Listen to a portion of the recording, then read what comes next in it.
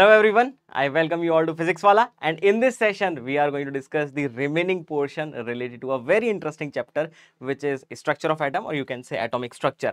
So basically in this session we are going to combine all the concepts which we were discussing in the previous part to understand what is actually quantum mechanical model and how you are going to elaborate the next part, which is the actual structure of atom as well as the electronic configuration. So basically in this particular session we are going to be more focused on the quantum mechanical model. First of all, we are going to discuss about the quantum mechanical model, what are the assumptions used for the determination of quantum mechanical model.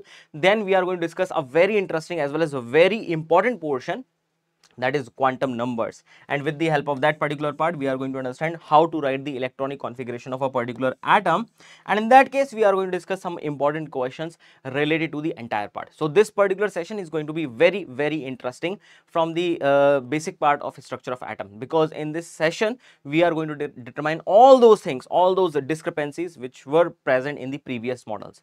Now if I talk about the previous part, like a revision portion, you already know that in the previous lecture we were discussing about some important concepts. We were discussing about the first part, which is dual nature of matter,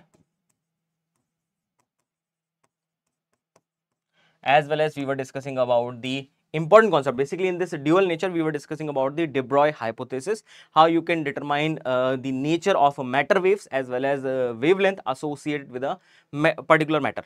Now in the same way we were discussing about the next concept, which is Heisenberg's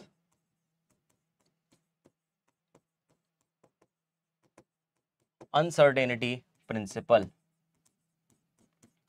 As we were discussing about their dual nature, so we need to consider that whenever atom is we are considering a particular atom, in that case the electrons which are residing inside a particular atom, they are showing wave nature. So how you are going to determine their position as well as their velocity simultaneously. And in the same way the next portion was hydrogen spectrum, which is much more related to Bohr model.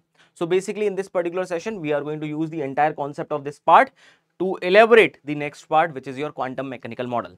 Now basically after combining these two parts, we know that we are talking about the wave nature inside the atom, for which we are determining the wave nature. Basically we are determining the wave nature of electrons inside the atom. So in that case I need to consider that electron is behaving like a wave when I am considering its actual distribution inside the atom. If it is like a wave, definitely I cannot determine simultaneously the position as well as the velocity, or position as well as the momentum of electron. So in that case I need to consider some assumptions. So first of all, the next model, which is your quantum mechanical model, is a very interesting as well as very simplified model, but again the assumptions in that case are very elaborated.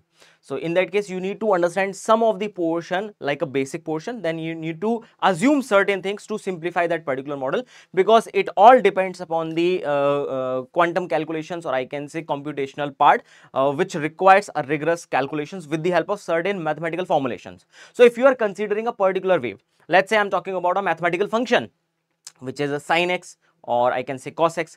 You know, in mathematics, if I'm talking about sin x function or cos x function, in that case I can determine its path by a simple wave equation. So in that case, when I'm representing this sin x or cos x part, I can put the values of x at different points. I can start with 0, I can start with pi by 2, or I can say 90 degree, I can say 180 degree, 270 degree and 360 degree, and at that point I can see the values are going to change. Eventually this value is going to increase, then it's going to decrease, it's going to increase, then it's going to decrease. After 90 degree, then some values are going to be negative also. It means whenever you are representing any type of wave, you need a mathematical equation, just like sin x or cos x part, because they can be represented with the help of wave. The same assumption was done with the help of quantum mechanical model. So for the quantum mechanical model, to understand the nature of electron inside the atom, I am considering the motion of that particular electron, and I am correlating the entire part with a particular equation, or I can say mathematical function, and that mathematical function is basically known as a psi. and that particular psi actually has the entire information about the electrons which are present inside the atom. It contains the actual position, it contains the actual behavior of the atom in electron inside the atom. So just remember, the first assumption is I am assuming that the nature of electron, the wave nature of the electron can be represented with the help of a mathematical function. So that corresponds to the quantum mechanical model. Basically, this model was first determined to understand the basic idea of a hydrogen as well as hydrogen-like species, so that we can explain the entire part. And this model actually fits correctly when we were explaining the hydrogen as well as hydrogen-like species. Then they assume that they can be extend this entire information of quantum mechanical model for more than one electron species, which is basically multi-electron species. Now remember, in that case we need to determine a particular equation, mathematical equation, by which we can say that we have the entire information about a particular atom. Now in that case, always remember, I am using a mathematical function first thing, and that mathematical function corresponds to the entire information of the electron inside the atom, and that particular function is actually known as a wave function, which is represented by psi. So this is the first part which you need to understand. Now when this quantum mechanical model was applied to macroscopic objects, it actually gives the same results which were explained with the help of a classical physics. So first part is, it is applicable for macroscopic objects as well as it is applicable for microscopic objects, because in first case classical laws of physics were unable to understand the nature of electron inside the atom. They were showing the particle nature. It means you can simultaneously determine the position as well as velocity of a particular electron, but that is not true, because this is not in accordance with the Heisenberg's uncertainty principle. So that part was not true for microscopic objects, but this quantum mechanical model is applicable for macroscopic as well as microscopic objects, and in that case you are going to get certain amount of results. Now in that case, always remember, the entire part of quantum mechanical model depends upon the work of two scientists. First one is your Heisenberg and next one is your Schrodinger. Schrodinger. So basically in that case, if I talk about the quantum mechanical model, first of all, this entire model or this entire quantum mechanical theory was determined by these two scientists, but that entire part of quantum mechanical model actually works on one simple equation, which is Schrodinger's wave equation, and in that case this model is based on the Schrodinger's wave equation. So what is the wave equation? I am using certain mathematical functions, I am using certain operators to get a particular value. And in that case, for a system which is like an atom or a molecule whose energy does not change with the time, so in that case I am using time independent equation. I am using time independent equation, because this Schrodinger's equation can be applicable for both the parts, time independent as well as time dependent portion. But we know that generally the energy is not going to change eventually with respect to time. So definitely we are going to consider time independent equation, which is represented by H psi is equal to E psi. So basically in this particular case, psi is your wave function which has the entire information about the electron which is present inside the atom, and this H is basically Hamiltonian operator. So you are operating something on a particular mathematical function to get a particular value, just like your differentiation. I can say you are operating the operator which is differentiation on a particular mathematical function, so that you are going to get a certain amount of values. So in that case, after solving this particular part, you are going to get the value which is E psi. So in that case, psi is basically your wave function. E is the total energy of the system which we are considering. It can be one electron species or it can be multi-electron species. Now basically you can expand the entire part in the 3 coordinates, because we are not considering the movement of electron in one direction only. We are considering that electron can move in any of the direction in 3D. So we can expand the entire part of the equation. There is a specific part which is related to the derivation of this quantum mechanical model, but that part in this particular lecture is not required. If you want the proper derivation related to this particular part, how we are expanding this entire portion, just let me know in the comment box. I'll try to make one separate video for the determination of this entire wave equation as well as this Schrodinger's equation part, which is time independent equation. Okay, just let me know. But otherwise, you just have to remember that this is the equation which we can see very easily.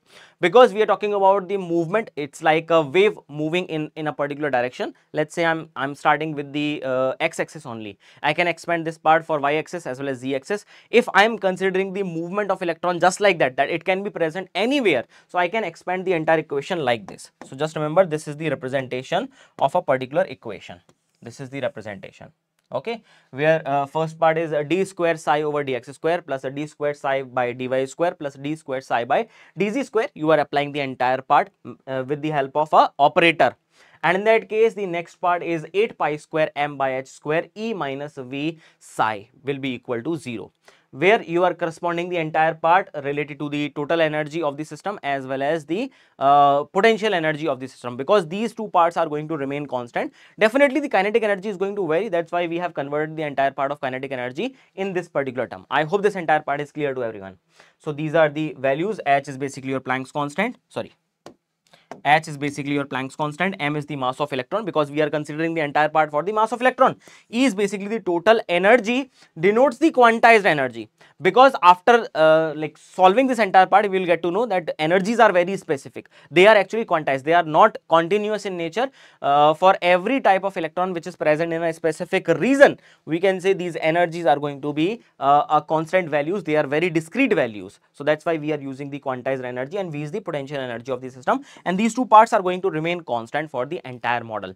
I am simplifying the entire model as simple as possible. There are multiple assumptions also for this particular model, because whenever we are explaining the psi, we need to consider that psi is going to show similar properties just like electron, because psi has the entire information about the electron's movement. So it should be finite, it has a valid values. So these are certain assumptions. I'm not going to go deep inside this particular part. If you want a separate video related to the entire explanation of a quantum mechanical model, just let me know in the comment box, then definitely I'll try to make a separate video. Okay. Now, after the entire part, the first thing is what is the actual significance of psi, and if I talk about the electrons, how can I talk about the presence of electrons? So first of all, just remember, I am explaining the entire behavior of the electron inside the atom with the help of a mathematical function. In that case, if that electron was showing the particle nature just like the Bohr model, so you can explain simultaneous position as well as velocity at a particular time. You can actually determine that particular part. But we know that according to Heisenberg's uncertainty principle, that electron is likely going to show wave nature inside the atom, so we cannot determine simultaneously its position as well as its momentum, or its position as well as its velocity. So I need to consider one thing, that instead of talking about the exact position of the electron, I am talking about the probability of finding electron in a particular region, and that region is 3D space. I'm not considering the one-dimensional box, 1D box problem. So that is entire portion related to the basic assumptions of your quantum mechanical part, but we are considering the movement of electron in 3-dimension space. So I can only talk about the probability of finding electrons. Now if I'm showing the entire part with the help of a mathematical function, let's say this function is a psi x. So I can say with the help of this angles, if I am changing the angles, I know this psi is going to form a wave-like pattern, just like your sin x. Some values are going to be positive, some values are going to be negative, some values are positive, some values are negative. This is the simple representation of your psi part. How can we say that if we are talking about the entire portion at 0 degree, we generally know that sine 0 is basically 0, sine 90 is basically 1. Again, if you are talking about the next part 180, it becomes again 0. So you can see this is the same behavior I am representing with the help of change in angle. If I am representing the entire part with the sin x equation, and you can change the angle, you can change the value of x, which is 0 degree, 45 degree, 90 degree, then 135 degree, then 180 degree, and so on. So you can do that particular part with the help of a particular equation. Now in that case, if I am representing the same part with psi, not using sin x, but now I am using the value as a psi. So always remember, the wave function may be regarded as the amplitude of function expressed in terms of coordinate x, y, and z. So basically I am talking about the amplitude. And you know, in a case of this psi, this amplitude can be positive or negative depending upon the propagation of a particular wave in any of the direction. Okay, so the wave function may have a positive or negative values depending upon the values of the coordinates which I am considering. So let's say at 0 degree, sine 0 is basically 0, at 180 degree again it is 0, and so on. So you can consider the movement like this. So 0, pi, 2 pi, 3 pi, 4 pi, and so on. So just like that, if I'm considering the psi value as the amplitude of the wave function, it means I'm considering that it can have a positive as well as a negative value depending upon the coordinates which I am choosing. I hope this entire part is clear. Very, very simple explanation. So we can say that psi has actual no meaning. In case of psi, if I'm explaining the entire part, if I'm explaining the entire part with the help of psi, I can simply say that this psi has no such significance because it's only showing the amplitude. But let's say I'm squaring the entire part. It means now this negative term is going to go positive. This negative term is going to come up and it becomes positive. So psi square has much more meaning in comparison to psi. So in that case, instead of using a psi, we can actually change the value with the psi square. So psi is basically representing the movement of electron in the 3D space, and it's showing it can have positive or negative value. If I'm changing that value to psi square, I can simply say in that case that I'm talking about the probability of finding electron, because I cannot see the electron. It's showing wave nature definitely, but in a particular region, if I'm talking about the value of a psi square, which is a positive value, that value definitely talks about the actual presence of electron, that it may be present at that particular region with the help of your coordinates, whatever coordinates you are choosing. Okay, so in that case, the main aim of Schrodinger's equation to give a solution for the probability approach. Always remember, this entire part depends upon the assumption of a probability approach, because we cannot talk about the exact position as well as exact momentum simultaneously. So I need to consider that electron is going to be present at that particular region. Now when the equation is solved, definitely it is observed that for some reason of space, the value of the psi, this is the psi, the value of a psi, this is typo error. Okay, this is typo error. The value of a psi is a positive, and for other reason the value of a psi is a negative. So the value of a psi is a negative for certain reason, but the probability must always be positive and cannot be negative. So it is thus proper to use psi square instead of psi. So definitely we are going to prefer psi square over psi. So that is the basic idea related to psi square part. Now significance of psi square is a very easy to understand, that psi square is going to talk about the probability of finding electron in a particular region, and region means I'm talking about the 3D space. So always remember, this psi square is a probability factor. This particular part is a probability factor, and it describes the probability of finding an electron within a small space. The space in which there is a maximum probability of finding electron is actually termed as orbital. So this was the first time when they talked about the orbital concept instead of using orbit, because orbit is like your city. You can be present anywhere in the city, but the exact location, if I'm talking about the probability of finding electron should be present in a specific area, in a specific volume. So that term is basically your orbital. So this is the most important part, that a psi square has much more significance in comparison to psi part. Okay, now before going deep into the quantum mechanical model, I may suggest you to solve all the questions which are present in the NCERT itself, because they will give you the idea how to approach some basic questions with the help of all the formulas which we have discussed earlier. Okay, so it's a very easy thing. Definitely I'm going to discuss most of the questions here, but for your practice part, you can start with the NCERT part. Those who are very much confused, sir, how can we start these questions, how to solve these questions, we don't know anything. So NCERT questions are very basic, so you can start with that particular part. You can watch the lectures and try to solve more questions related to a particular part. Now in those parts in which you are not that comfortable, try to solve very basic questions so that you can get the entire basic part, and then we will approach for the next portion, which is the most advanced version of the questions.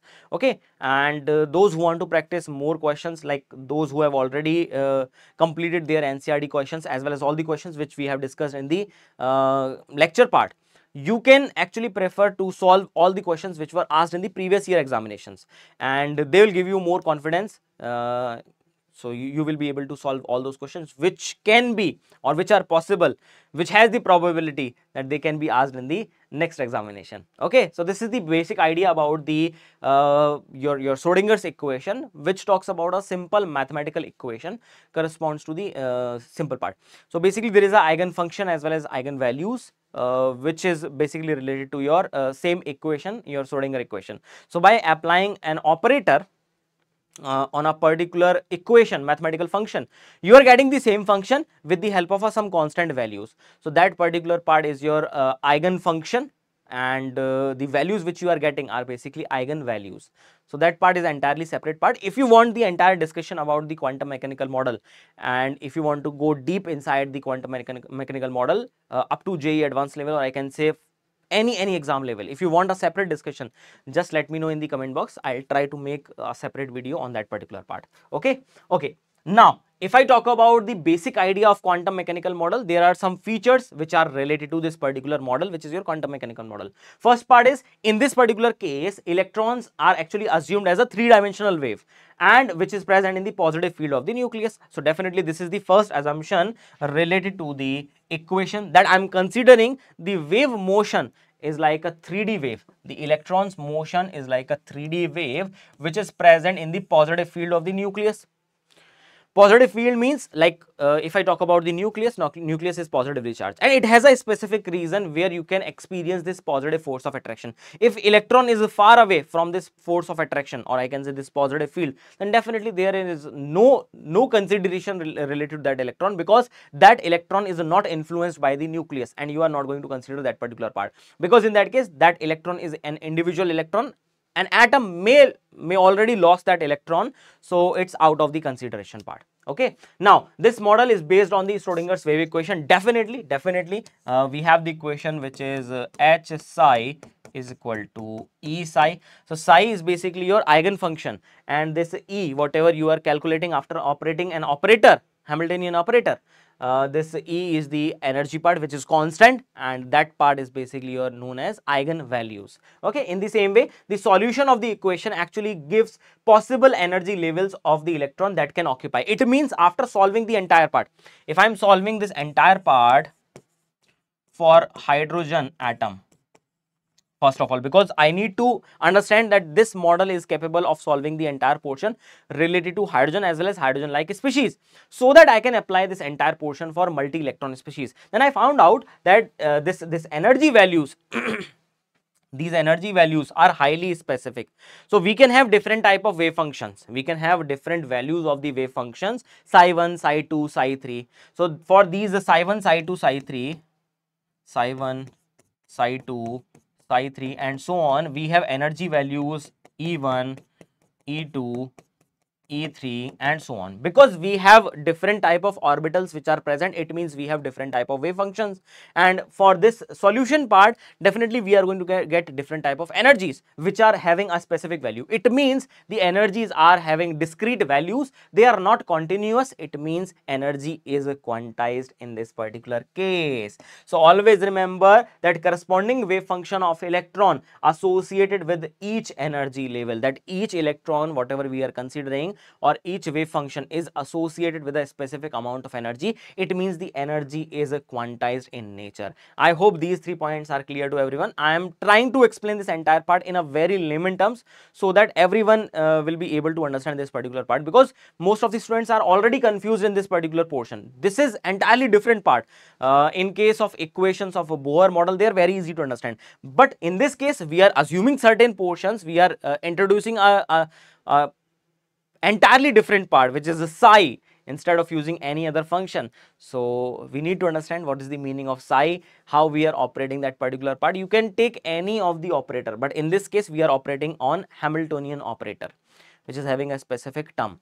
Okay, now in the same way the energy of electrons in atom is quantized. So for each part we can have psi 1, we can have psi 2, we can have psi 3. For these parts we know that their energy is going to be E1, E2 as well as E3, because every time I am going to use the equation which is H psi is equal to E psi. So for every psi, you are getting a different value of energy. It means the energy is going to be quantized in nature.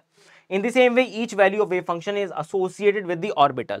So we are representing the entire part of psi. Psi has the entire information, but instead of using orbit, which is a large portion, constant energy portion, now I am using a specific region where I can see that the finding probability of electron is actually maximum. In this case, I can say that the wave function is directly associated with the concept of orbital. That's why for a different type of wave functions, I'm talking about different type of orbitals. I hope this part is clear. In the same way, orbitals is basically the space where the finding probability of electron is actually maximum. This is the most interesting portion. It means I can use psi square for this particular part. We are going to go deep inside the graphical representation also, but that is the first part. And in this case, this model do not consider the presence of a well-defined circular path, because we don't know. Electron is showing wave nature. It can be present anywhere in the three-dimensional region where that electron can experience the positive field of the nucleus. That is the most important thing. Okay, and definitely in this particular part, it's going to consider Heisenberg's uncertainty principle. So definitely this model is elaborated by Schrodinger's wave equation as well as Heisenberg's uncertainty principle. So definitely the main postulates of this model consider Heisenberg's uncertainty principle. I hope the basic part related to quantum mechanical model is clear to everyone. Now basically, instead of using your coordinates, which are x, y, z, which are your Cartesian coordinates, instead of using those Cartesian coordinates, it's much more feasible to use polar coordinates. It means in this particular case, I am going to change this x, y, and z coordinates, which are your Cartesian coordinates, into r, theta, as well as phi, which talks about the distance from the nucleus as well as the angle at which that electron density may be present. So in this particular case, you can see we have two parts. First one is the radial part, and next one talks about the angle. So that is your angular part. So basically, I am changing Cartesian coordinates into polar coordinates. These are basically polar coordinates. Don't worry, those who don't know about the polar coordinates, those who are very confused about the polar coordinates, definitely this part is going to be present in your mathematics, and definitely this part is going to come in the mathematics part, and you will get to know about the conversion of Cartesian coordinates into polar coordinates. I'm not going to go deep inside the concepts of mathematics. Definitely mathematics sir will try to explain the entire portion related to this particular part, but instead of using these simple Cartesian coordinates, which is the distance from x, distance with respect to y, distance with respect to z, we know that this electron can be present anywhere. It means it should be present at a particular angle from xy plane, from yz plane, and it should be present from a particular distance from the nucleus. So it's better to use polar coordinates instead of using normal Cartesian coordinates. And we can say from this particular part that it is found that wave function can be expressed as the product of two functions. It means it has two parts. First one is the radial part, which is basically represented by capital R with respect to this R, and next part depends only on the distance from the nucleus, and other being angular part, which depends only on the angle theta as well as a phi. So if I am representing this particular part, I can say, let's say, okay, so let's say this is your x, this is your y, and this is your z. Okay, and let's say electron is present in between any of the part. So definitely this is a three-dimensional representation. I may not be able to explain this entire part, but this particular point is x, y, z. But instead of using these Cartesian coordinates, I can use the distance, which is r, from the nucleus. I can talk about the angle, which is a theta in this case. I can talk about the angle, which is phi in this particular case. So it's better to use the entire portion related to the actual presence of the electron inside the atom. Okay, so this is the part. So you can say that if I talk about the psi for the electron, it has two parts. First one is the psi radial, and the next part, which is a psi angular. Or I can rewrite this entire part, which is r, or I can say we have phi, or I can say a. I can represent this entire part a, with theta as well as phi. So it has two parts. You can understand each and every part. Each and every part has a specific significance because that particular part depends upon the quantum numbers. I am using the term quantum number here, but definitely we are going to discuss the entire part. So this entire part can be determined with the help of quantum numbers. Okay, this part which is RR actually determined with the help of a quantum number which is n as well as L, principal quantum number as well as azimuthal quantum number, and this entire part depends upon the L as well as M, which is your azimuthal quantum number as well as magnetic quantum number. So always remember wherever we are explaining a particular electron inside the atom, or I can say the shape of the orbital, or I can say the behavior of the electron inside the atom, we need three main quantum numbers. First one is N, next one is L, last one is M. First one is principal quantum number, azimuthal quantum number, and magnetic quantum number. I hope this part is clear. Very simple explanation, but definitely we are going to discuss more about the quantum numbers in the upcoming portion. So you can expand these two parts. You can first explain the R part, which is the radial part of the wave function. Then you can explain the angular part of the wave function. Now this R part actually talks about the distance from the nucleus where you can find the probability of electron. So that is the first part. But if I'm talking about the angular part actually talks about the actual shape of the orbitals, because it's talking about at a particular angle where the electron density is actually maximum. So these two parts has much more significance in this particular model. I hope this entire portion is clear. Just have a look at it. I try to explain this entire part in the layman terms as possible. Okay, and I'll try to explain the next portion just like that. Okay, so if you find any difficulty, if you have any problem related to quantum mechanical model, if you have any doubts, if you have any questions, just write down them in the comment box. I'll try to answer that part in the upcoming lectures. Okay. So next portion is basically related to the distribution curves. This is the most important part. First part, I am considering only the radial part. So basically, I am considering radial part of wave function. Okay. So first thing is we have something which is RR. Okay, that is known as radial wave function. Then we have R square R, which is the radial probability density. Then we have something called R square 4 pi R square dr, something like that term, because you must have seen three different type of diagrams or three different type of graphs related to this distribution curves. So this particular part is actually known as radial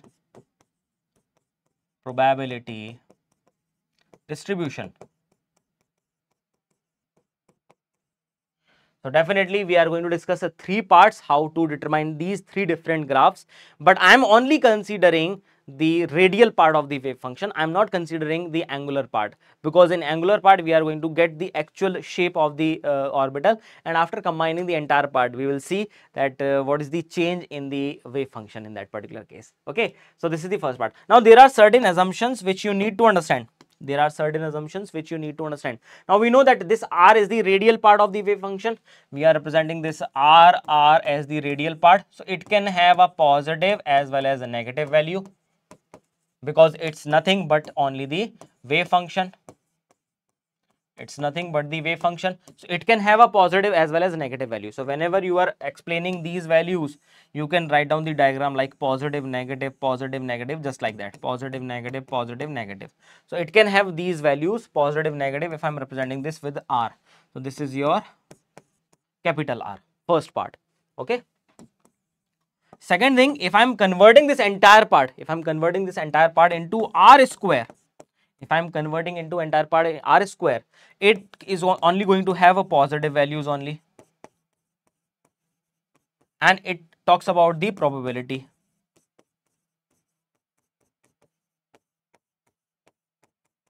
Definitely.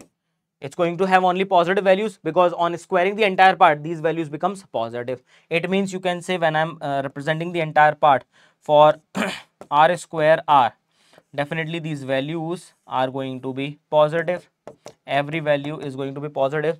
So it is much more feasible to use r square instead of using r, because it talks about only wave function, which can be any mathematical function. If you are putting the values sin x, you can see positive, negative values. If you are using sin square, definitely all the values are going to be positive in nature when you are drawing the entire part with r. I hope this part is clear. Now third portion in this case, same for this particular part, which is r square 4 pi r square dr. In this particular case, if you are using the entire part, again it's going to show positive values. Again it's going to show positive values. There is a proper explanation why we are considering this 4 pi r square dr, because in a particular volume of sphere is basically 4/3 pi r square. If I'm using the, if I want to find out the electron density which is present in the small region, which is dr from the nucleus, so I can say first part is volume with respect to the total distance, which is r plus dr. Then the volume with respect to r only. The difference between them talks about the probability distribution in that particular region of dr. So that's how we can incorporate this entire part.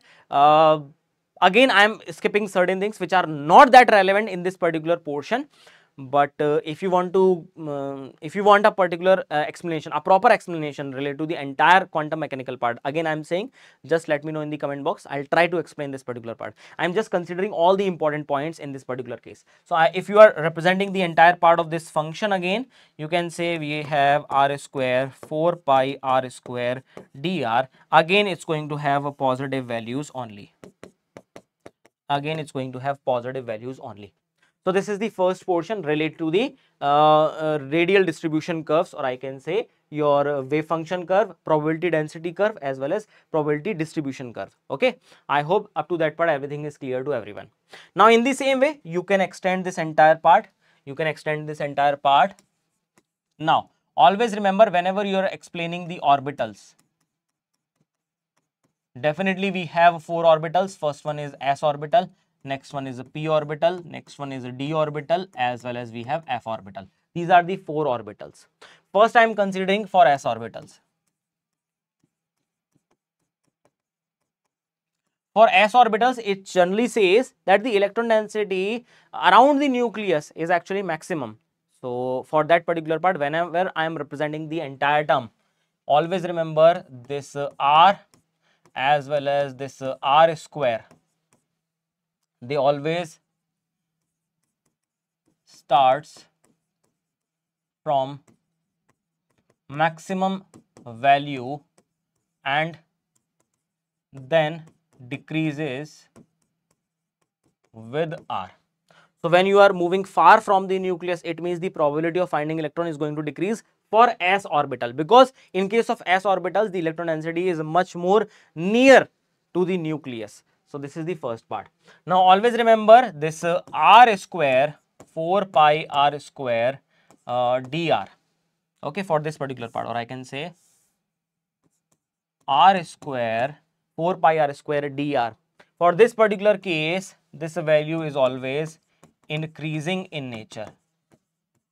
This is always increasing in nature, because you have a multiplication of r square in this particular concept.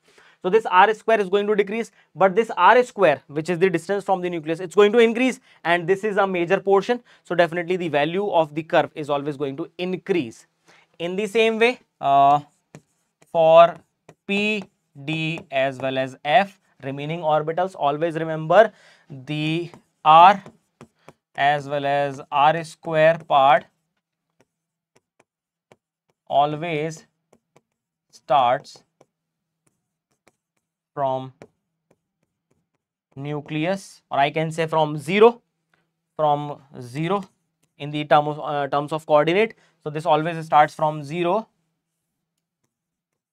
and then decreases But for this particular part, which is 4 pi r square dr, this part for these orbitals also, it's going to increasing it's going to be increasing in nature, but again it starts from 0. It always starts from 0. Okay, I hope this entire part is clear. These are the certain assumptions which you need to understand whenever you are drawing these type of curves. Okay, now let's start with the first part. Let's start with the first part.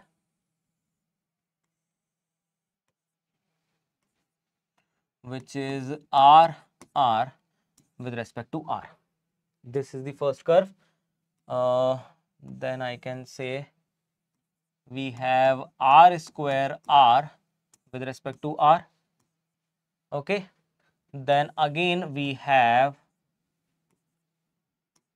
R square 4 pi R square dr with respect to R. Okay, these are the three curves. Now I am considering only radial part of the wave function. I am considering only radial part of the wave function. There is another concept which you need to consider, which is basically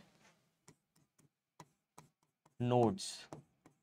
Okay, don't worry, we are going to discuss this particular part, what is actual node, but the meaning of node is basically a point where the finding probability of electron is actually 0. That portion is known as node. If it is a point, then we have node. If it is a plane, then it's a nodal plane. If it's a surface, then it's a nodal surface. So you just have to remember this particular part, and always remember, in this case you have two type of nodes. First one is known as your radial node. I know it's a little bit much at this particular point. Those who are actually first time listening the entire lecture, it's a little bit much, but trust me, after completing this entire lecture, you will get the entire idea how to determine the entire portion related to quantum mechanics model. Trust me. So first part is radial node and next part is your angular node. And I told you three quantum numbers which are very important. First one is your principal quantum number, which is n. Next one is your azimuthal quantum number, which is L. Next one is your magnetic quantum number, which is M or ML. So these are the three quantum numbers always required to actually talk about the orbital as well as the position of electrons. So in that case, these radial nodes as well as angular nodes are the two parts. You can find a particular distance from the nucleus where the finding probability of electron is 0, which corresponds to radial node. And you can also find at a particular angle, at a particular plane where the finding probability of electron is 0. So in that case, this radial node is determined by n minus L minus 1, and this angular node always correlates with the value of L, which is your azimuthal quantum number. So this is the determination which I am talking about.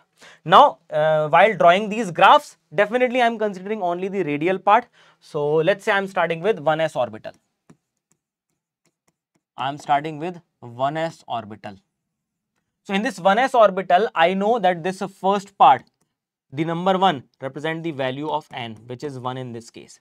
Now always remember these s, p, d as well as f, they have a specific value of L.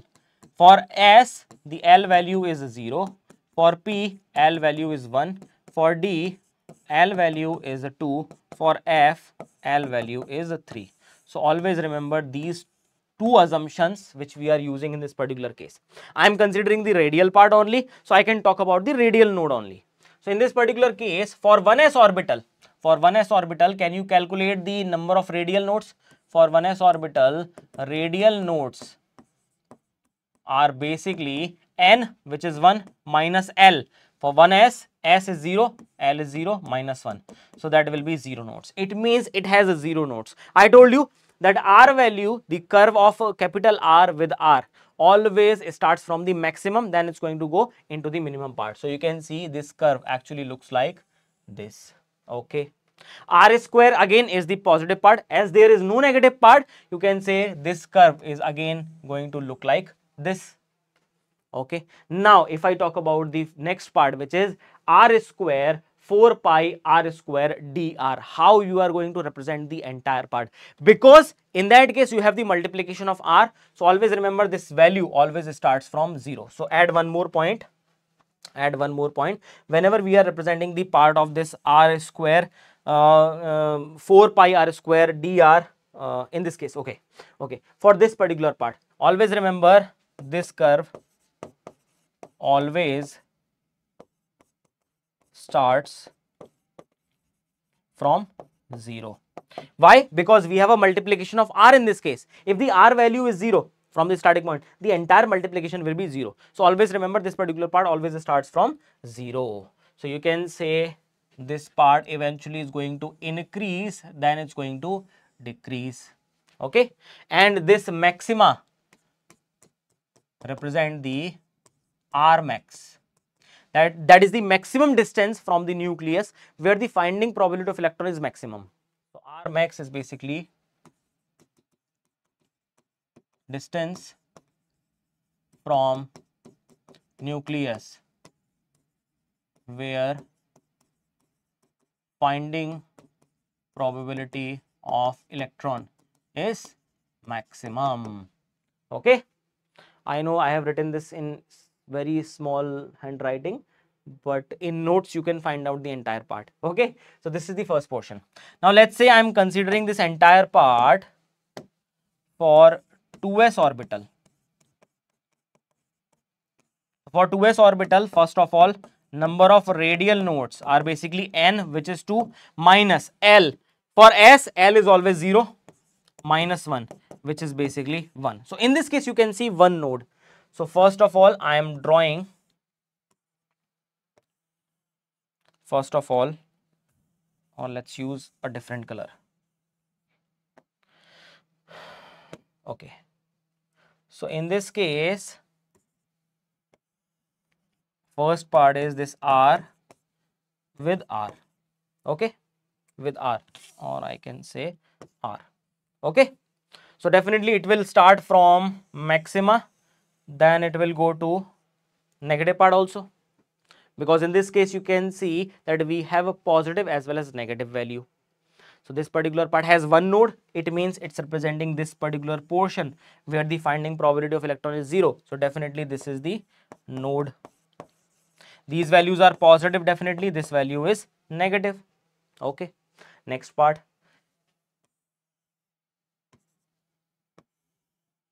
Now again, if I am changing this entire part to r square with respect to r, in case of r square, this negative part will come to the upper side, it will become positive. So you can say we have again the same portion, but it will become positive. It will become positive, and this reason is basically your node, or I can say radial node, because we are considering only radial node. Now we know that for s part, these are always in first start increasing, then it start decreasing. So it is decreasing in nature. Now if I am representing the same part, for r square 4 pi r square dr with r, it will start from 0 first part, then definitely there is a nodal plane, then definitely it will start increasing. So this is your positive term, this is your radial node, and this is your r max. This particular point is your r max. So it is always increasing. Always remember this curve is always increasing, rest of the curves are decreasing. Okay, this is the first part. I hope this entire portion is clear. Just have a look at it and let me know if you find any difficulty. Very simple explanation, very simple explanation. Okay.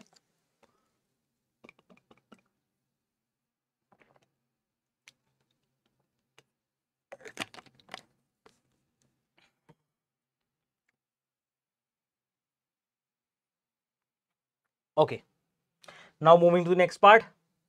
Now let's say we are starting with 2p. I'm going to tell you why we have not considered 1p, and in the same way 2d, and in the same way 3f. That part we are going to discuss up in the upcoming portion. But let's say for 2p, first of all I can say radial nodes,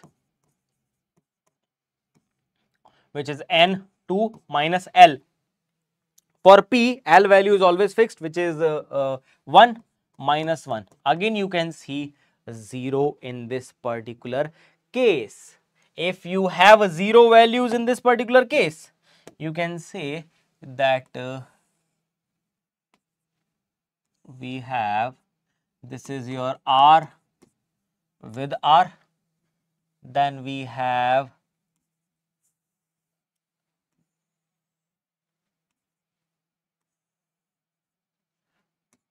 R square with R. Then we have R square R 4 pi R square dr with R. Okay. Now in this particular case, I told you for rest of the elements which are your P, D and F, this curve always starts from 0. So in this particular case, you can see if there is no radial node, it will eventually go to maxima, then it will come into the minima part. Eventually, with respect to distance, the wave function is going to come down. It's a very simple explanation. Okay. Or I can say this will look like this. Like this. Okay. In the same way for R square, this value is going to be positive only. So it will again looks like this. Next case, again with the help of distance, this entire part is going to increase. So this will go like this. Okay. So this particular part corresponds to R max. R max. I hope this part is clear. Now let's say we are considering the entire portion for 3p, let's say.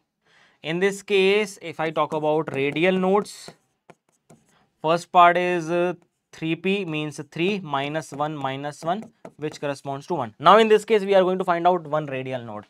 So this is the first part.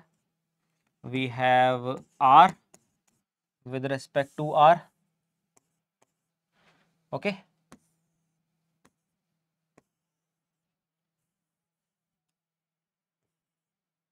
R with respect to R square, and then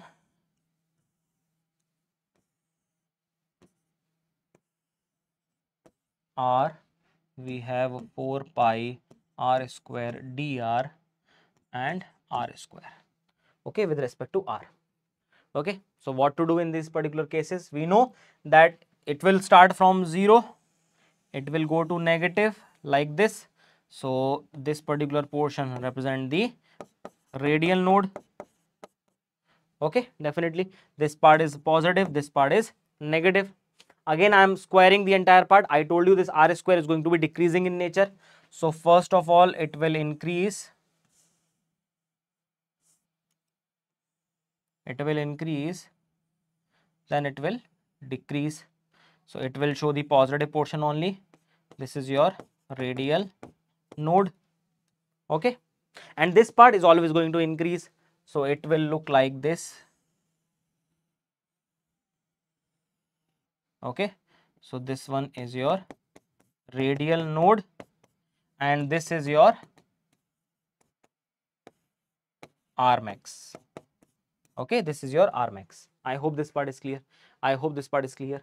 Now in the same way, let's say I'm considering 3D. I'm considering 3D. In this case, a radial node will be, we have n which is 3 minus L which is a 2. For D, L is always 2 minus 1 which is 0. In this case also you will find it is 0. So first part R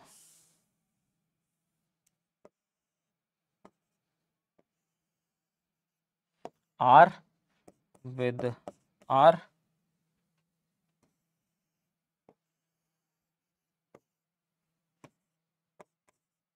R square with R,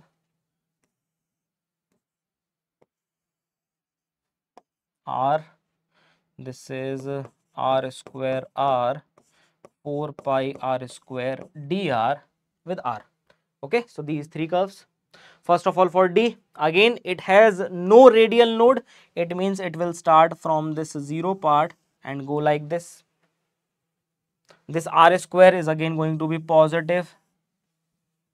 This is the next part which is again going to be like this, and this part will be your R max.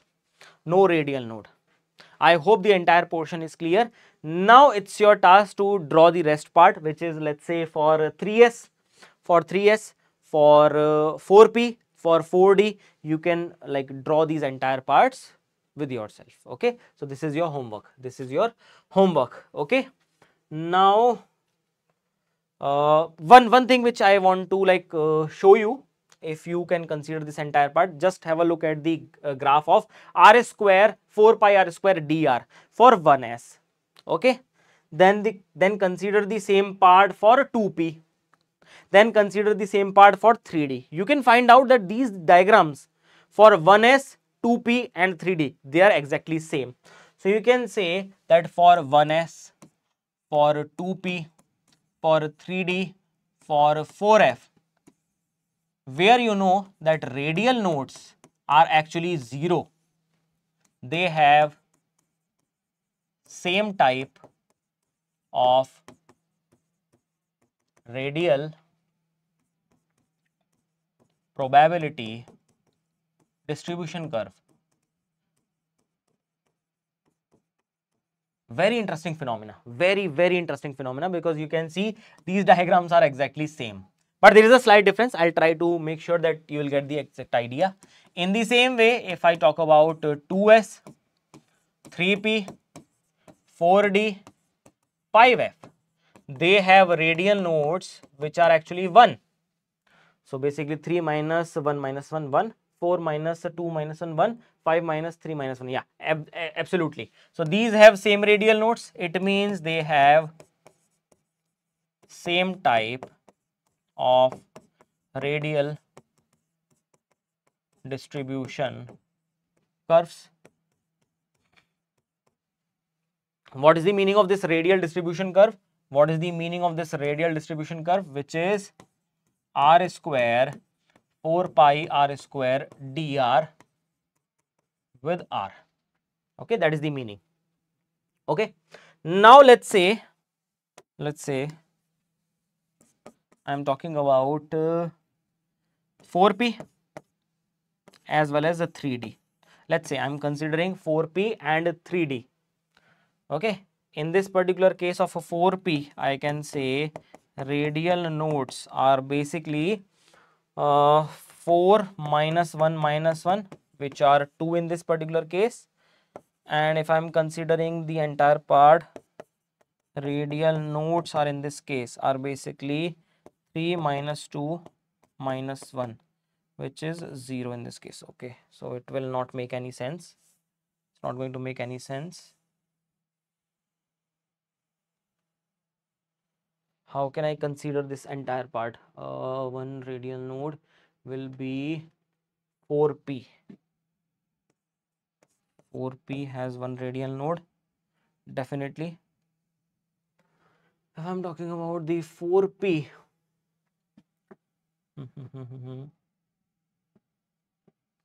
I'm trying to make a comparison so that you will get the idea why I'm saying this particular part, because by simply looking at these values, you can say the idea is exactly same. But how can I make sure that these parts are same? Okay, let's say for 3p, try to draw the part for 3p as well as 4d. In this case, we know that radial node is basically 3 minus 1 minus 1, which is 1.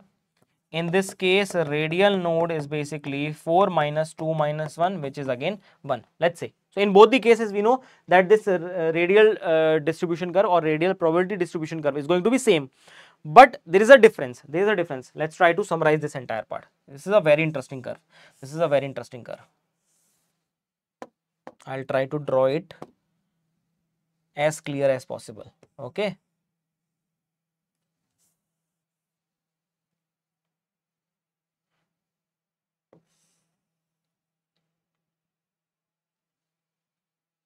Okay, first part is this. Let's say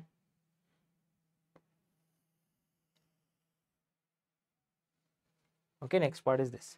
Okay, so let's try to draw the part for first portion. So for this particular part, we know that we have one node and this curve, which is basically between r square r 4 pi r square dr. with respect to r. Okay. So in this case, first of all, I am drawing the curve for 3p. That will be, it will start increasing. It will look like this. It will look like this. So this is the curve for 3p. And this is the R max. This is the R max. First part. Next part, I am drawing the same portion for 4D. In that case, remember, this part will look like this. This part will look like this. This is for 4D.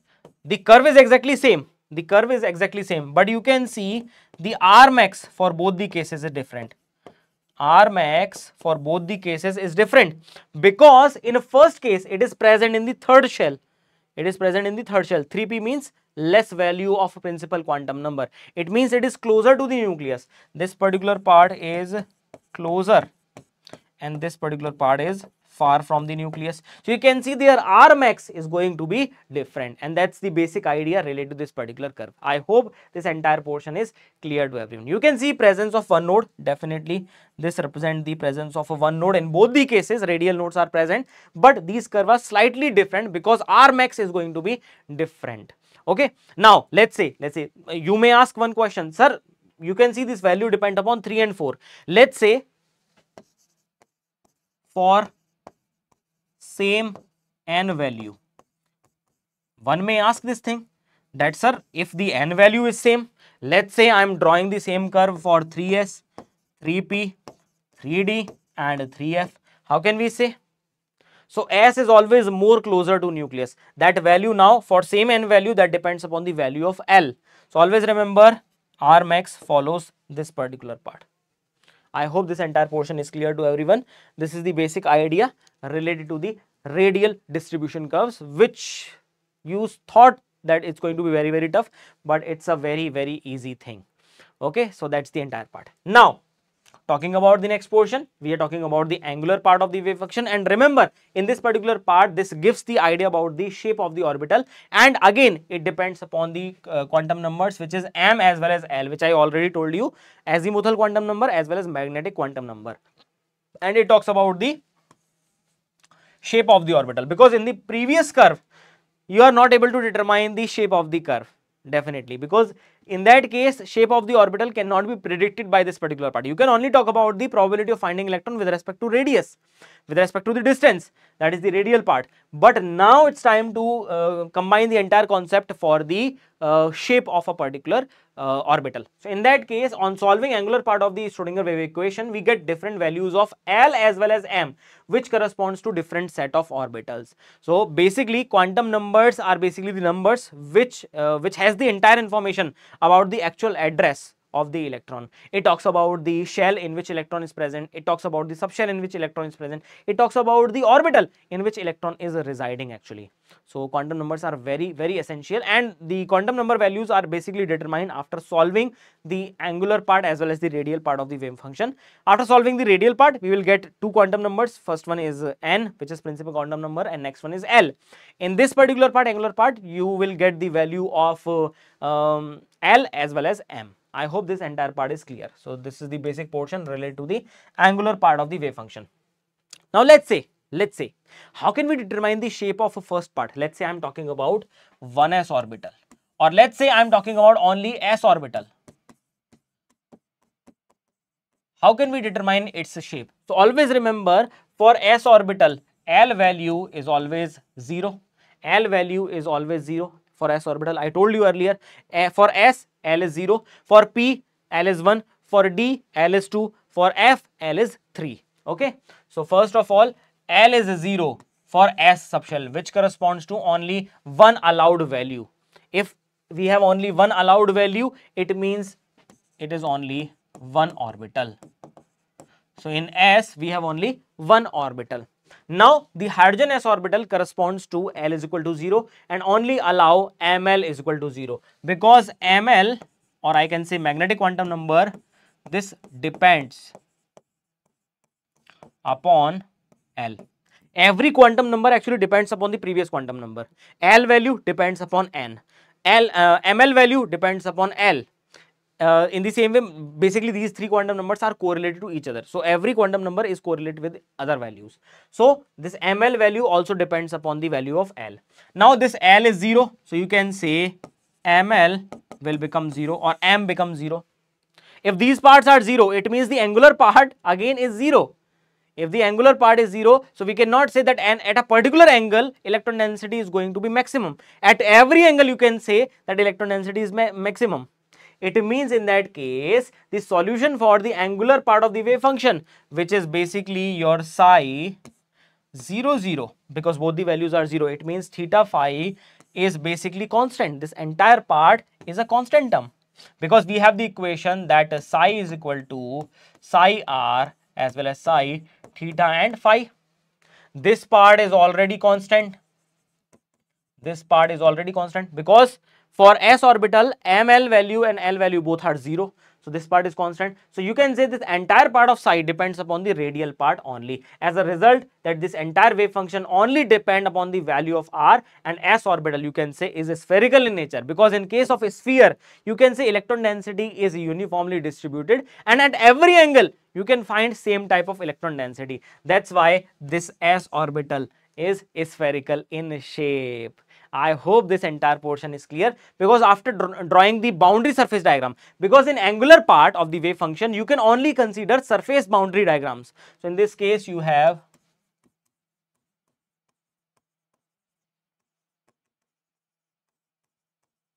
boundary diagrams, surface boundary diagrams.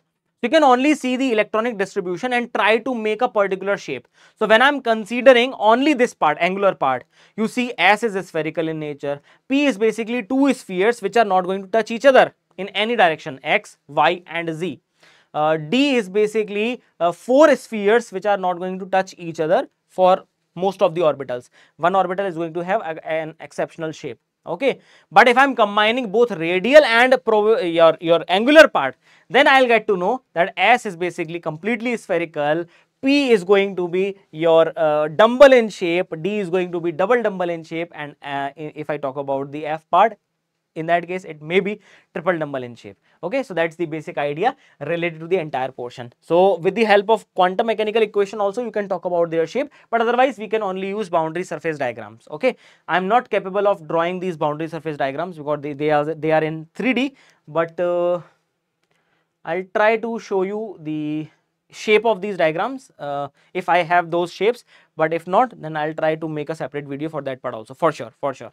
Okay, or I'll try to make a short video. Okay, so now for L is equal to 1, which corresponds to P sub shell, in that case we know that it can be -1, 0 and +1, because we know that ML value is from -L to +L.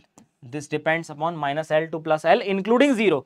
So for 1 it can be -1, 0 and +1. That's why in this particular case you know that we have 3 orbitals allowed, and 3 orbitals are basically, if you are looking like that, it shows like let's say this is your X, this is your Y. It shows like sphere, one sphere, next sphere, because I'm talking about the angular wave function only. So it is double two spheres which are not touching each other. Next can be like this is your X, this is your Y. So this is again your X, this is your Y. So it looks like this, and let's say next part looks like this if this is your Z direction. So 3 orbitals are allowed. For L is equal to 2, the values are -2, -1, 0, +1, +2. It means total 5 orbitals are allowed for D.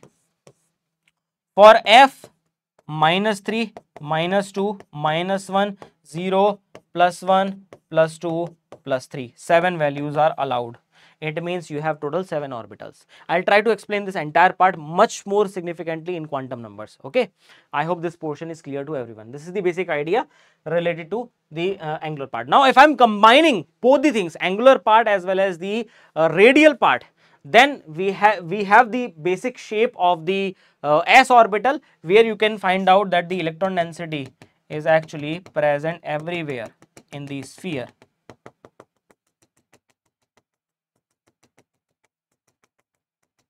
Okay, not closer to nucleus. Definitely this is your nucleus.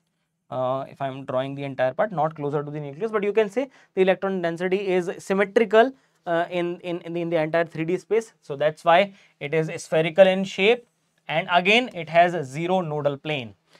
There is no nodal plane because there is no radial node. Again, there is no angular node, because if I talk about the radial node, this particular part is basically n minus l minus 1, and if I talk about the angular node, in this case it is only l.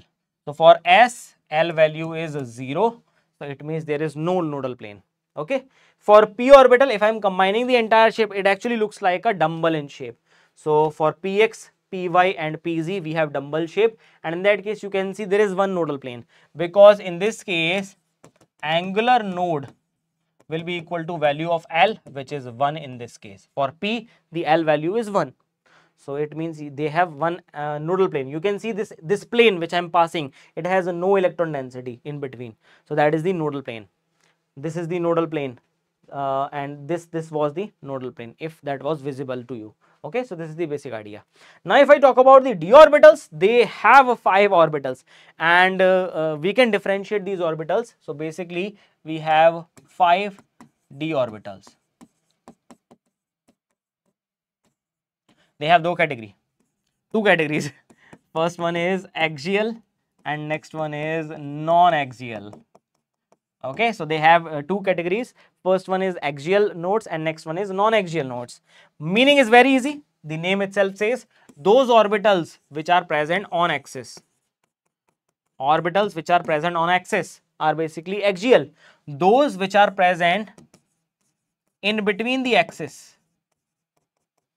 those are known as non-axial one. So you can see we have dxy, dyz, dxz. These are 3 orbitals which are in between the axis. If I am representing these parts very fairly, so that is your x, that is your y. So you can show them like this, in between the axis, So plus minus. Okay. In the same way, if I talk about 2 orbitals which are axial one in nature, so this is the axial part, this is your x and this is your y. So plus minus, because orbital means we are talking about the wave function. It should have a positive as well as negative value. So I am representing these phases, positive as well as negative phases. So this is your dx square y square. So in that case, on axis we have 2 orbitals. First one is dx square y square and dz square.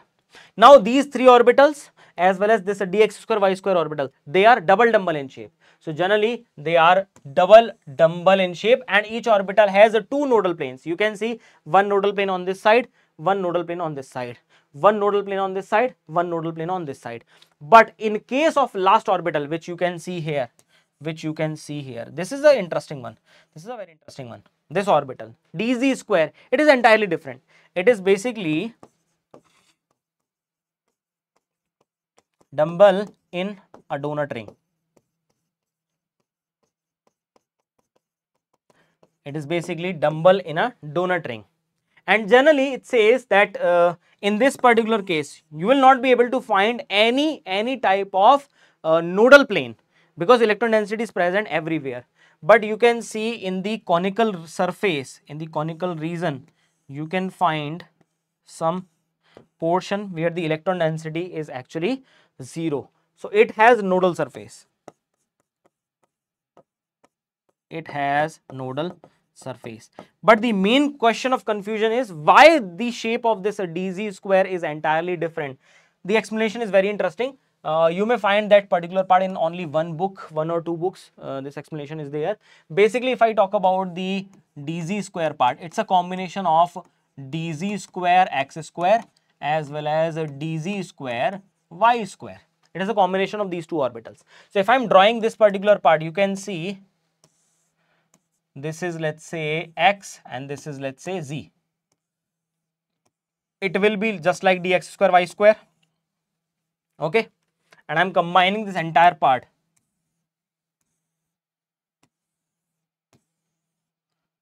This is Z, and now let's say this is Y. Okay, this is Y. So I'm combining these two orbitals. Now you can see Z component is common. It means after the summation, the electron density on this particular region is going to increase. The electron density on this particular region is going to increase with respect to X and Y. With respect to X and Y, you can see. Okay, so this is the part. Now you can see this electron density around this particular part, which is on the X and Y axis. It's actually almost symmetrical. So you can form it like this. For the representation purpose, you can explain it like this. Like this. It means the electron density is symmetrical around it, and this is the Z orbital. Okay, so that's why we have dz square having a specific type of shape. Now there is a nodal surface which is arising from this particular part, conical nodal shape, this particular part, conical nodal surface, where the finding probability of electron is actually 0. That's why this entire portion is slightly different. Okay, and this one part is also axial orbital. I hope this entire portion related to the shape of every type of orbital is clear to everyone. Always remember, if I am representing this particular part, if I am representing the particular part, let's say this. So in that case, I can show it like positive or negative. So always remember, I can show the entire part as positive or negative wave function. Either I can use the positive wave function or negative wave function. It means their phases are either positive or negative. In this particular case, you can find out one phase is positive, next one is negative. One is positive, next one is negative. One is positive, next one is negative.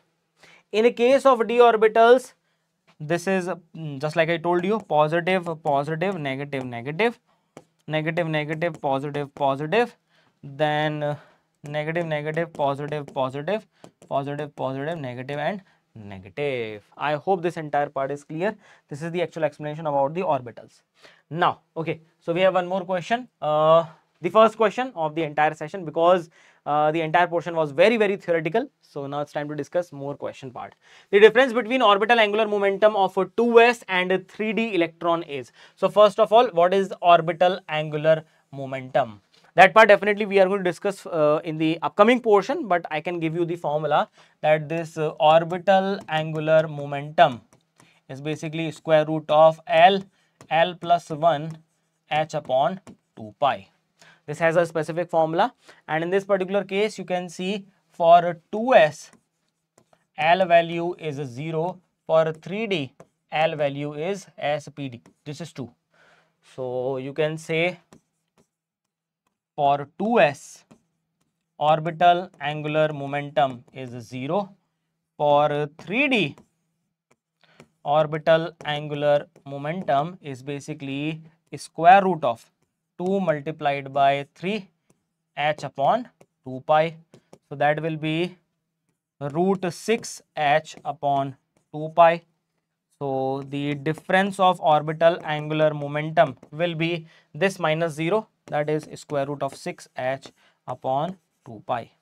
Okay, so that's the basic idea, but again we are going to discuss that part in the quantum numbers. Okay, now let's start the basic discussion of quantum numbers. Now the entire part is very interesting as well as very easy to understand. So basically a set of numbers which give the idea about the energy, shape, as well as orientation and spin of the electron. It means the entire information about the electron is basically known as quantum number, and they give the address of the electron. I told you in the previous part that basically if you want to reach to my home, what do you need? You need my entire address. You need the state, or I can say you need the city, because state is like it's a very large part. So you need a city, you need the actual I can say area in which I am residing, you need the name of my society, and you need my flat location, in which flat I am residing. So that's how you can find me.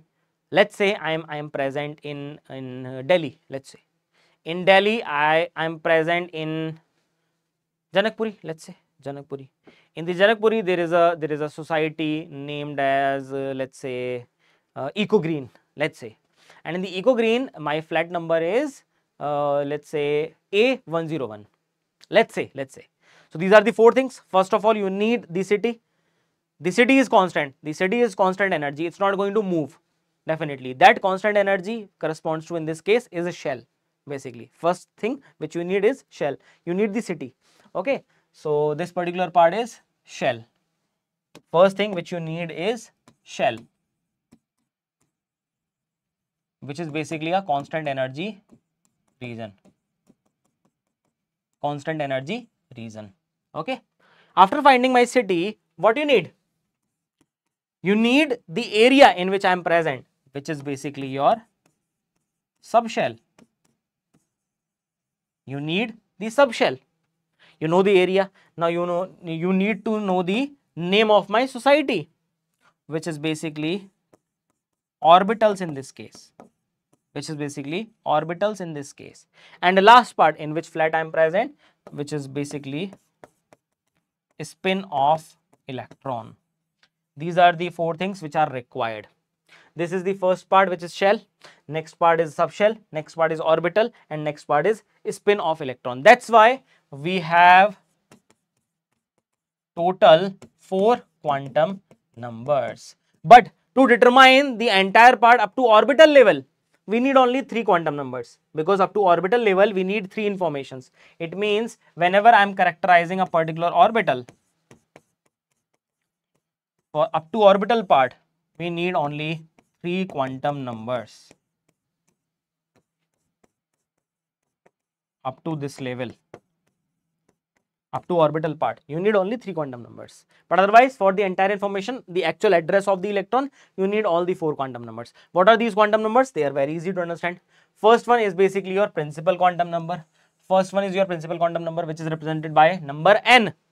Next one is your azimuthal quantum number, which is represented by number L. Next part is your magnetic quantum number, which is represented by ML, or generally we use M. And last part is spin quantum number, which is either MS or we generally use S. Okay. Now first part, principal quantum number, always talks about the shell in which electron is present, constant region of energy. Next part talks about the subshell. Next part talks about the orbital, and last part talks about the spin of the electron. And now you have the entire address of the electron. Okay. Now let's try to figure out each and every part one by one.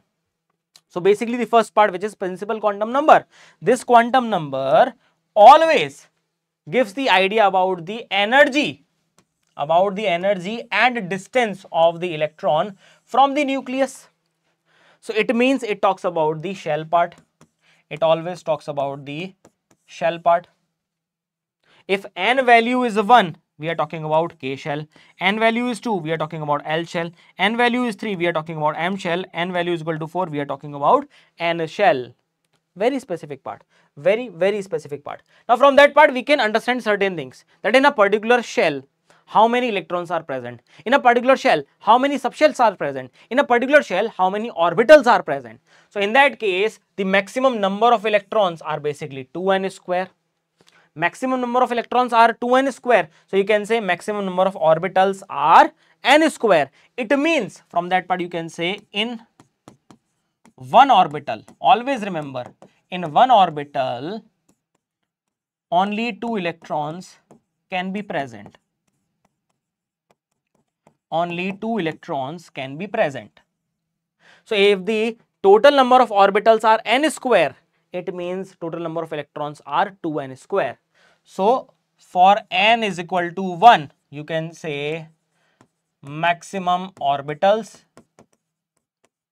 are only 1 and maximum electrons are basically 2 in this case. Now if you know the value of n, you can talk about the subshell. This is again equals to n only. These many number of subshells are present.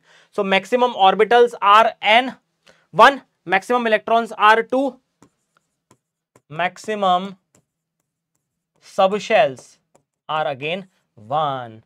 So in case of a first orbit, you have only one subshell and one orbital is present. That's why we have only one s in this particular case. That's why we have only one s. Now let's say for n is equal to 2. First of all, maximum subshell.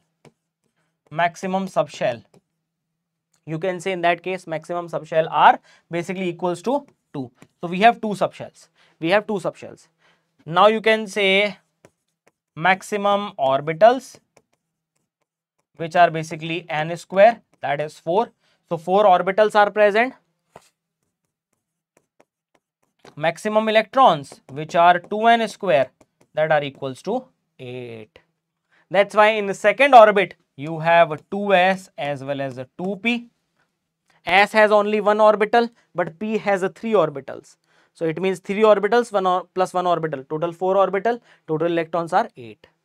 For n is equal to 3, first of all, subshell are again 3, which is S, P and D, 3s, 3p and 3d. Orbitals, n square, which is 9 in this case. For S, 1 orbital, P, 3 orbitals, D, 5 orbitals, total 9 orbitals. Electrons in this case are 18, 2n square. I hope this part is clear. And same for n is equal to 4. You can do it by yourself. Okay. So this is the basic idea. Now the next part is azimuthal quantum number. So always remember, this particular part is also known as subsidiary quantum number, or I can say angular quantum number. And in that case, this only talks about the subshell in which the electron is present. So this is for the subshell part. Okay. Now the value of L actually depends upon the value of n. Always remember, the values lies from n is equal to 0 to n minus 1. The values are highly specific. It means if I talk about the first part, L is equal to 0 means S subshell, L is equal to 1 means P subshell, L is equal to 2 means D subshell, L is equal to 3 means F subshell. Let's start with the first part. N is equal to 0. Values of L are 0 to n minus 1. N is already 0 means only one value,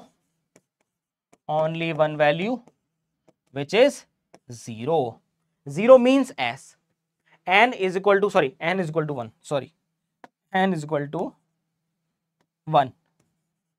N can never be 0. So n is equal to 1. Value of L are 0 to n minus 1.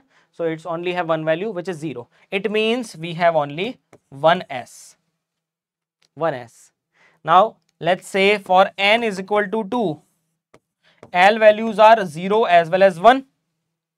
It means we have 2s as well as 2p. For n is equal to 3, L values are 0, 1 as well as 2. It means it has 3s, 3p, 3d. For n is equal to 4, L values are 0, 1, 2, 3. So we have a 4s, 4p, 4d and 4f. I hope the entire part is clear. Just have a look at it.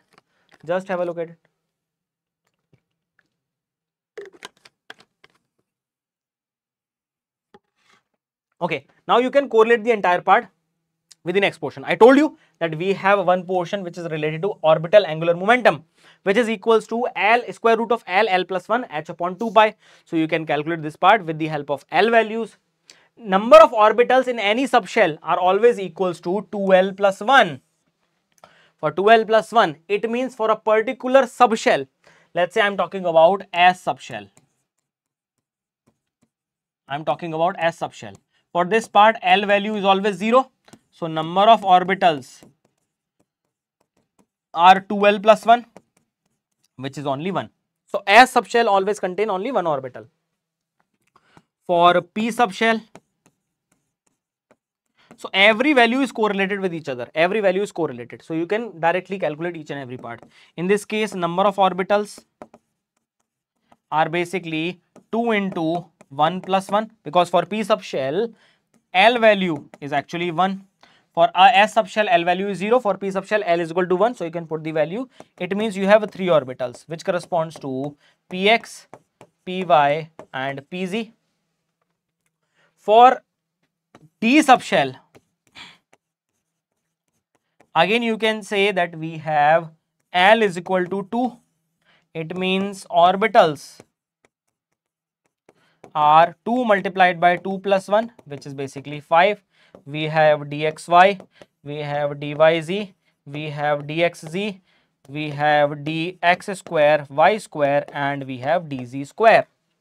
I hope this part is clear. Now, if you know the number of orbitals, just twice the number of orbitals is basically your number of electrons. So, number of electrons are 2 multiplied by 2l plus 1. So, if you have the information of azimuthal quantum number, then again you can talk about the subshell, orbitals and electrons. If you have the formation of shell only, then you can again talk about the subshells, you can talk about the orbitals, then you can talk about the number of electrons. Same flow, same flow. Calculate the orbital angular momentum for 3p. Now it's your task. Just try to calculate this part. This is your homework. This is your homework. Just try to calculate the orbital angular momentum part. Now you know the values. Now it's time to talk about the part which is your nodes, because we know that we need 2 quantum numbers. First one is your principal quantum number and next one is your azimuthal quantum number to actually talk about the nodes. So basically node is the region of space around the nucleus where the probability of finding electron is actually 0. This node can be a point, can be a plane, can be a surface. If it is a point, definitely we are talking about the node. If it is a plane, then it's a nodal plane. If it's a surface, then it's a nodal surface. Okay, and we have 2 types of nodes. First one is a radial node and next one is angular node.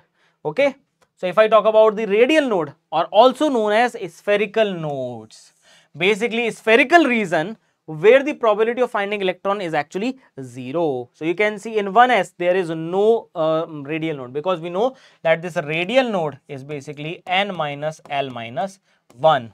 So for 1s, you know this corresponds to n is equal to 1 and s means l is equal to 0. So 1 minus 0 minus 1, we have 0. So you can see there is no region where the electron finding probability is 0.